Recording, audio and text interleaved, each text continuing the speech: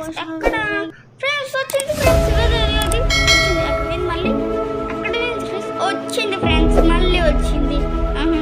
ఓ friends 3 దెయ్యాలు వచ్చినాయి చూడండి ఫ్రెండ్స్. ఫ్రెండ్స్ ఇక్కడ గోస్ట్ ఉంది గోస్ట్. మీరు కూడా ఇక్కడికి వచ్చి చూడండి ఫ్రెండ్స్. మీకు కూడా అక్కడ దొరికింది.